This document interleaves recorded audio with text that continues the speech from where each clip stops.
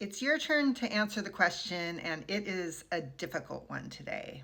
Should Democrats block the budget bill in the Senate and allow the government to shut down on Saturday? It's not a very easy question to answer, so let me give you some context.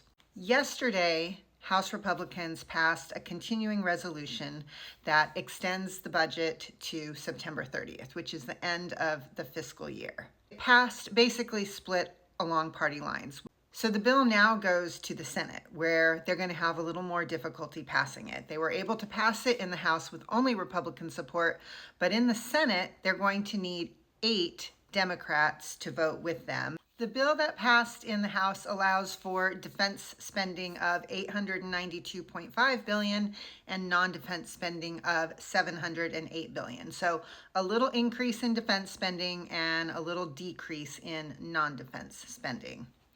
It also eliminates all what they call earmarks or pork.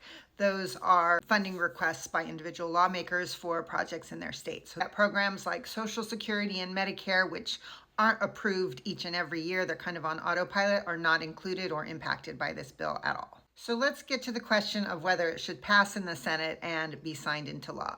Now, Republicans have typically been opposed to these kinds of continuing resolutions because it's sort of a failure to legislate. This continuing resolution continues past funding levels, and that's something many Republicans have voted against in the past, but I don't know, Republicans have changed. It also is not a balanced budget. On the Democratic side, Democrats are in an odd position. They have typically negotiated and tried to avert government shutdowns. They find themselves sort of on the other foot this time. Democrats say, why should they support this budget bill when it wasn't done in a bipartisan way? Democrats were completely ignored in the creation of this bill.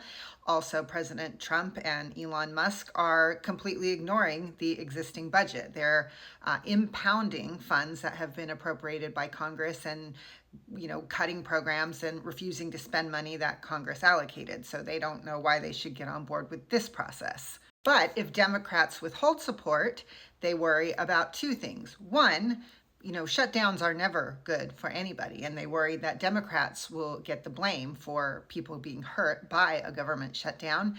And second of all, they worry that, Trump will feel politically empowered by this shutdown. He may allow it to drag on, and that may give him an ability to further downsize the government and push more federal workers to retire.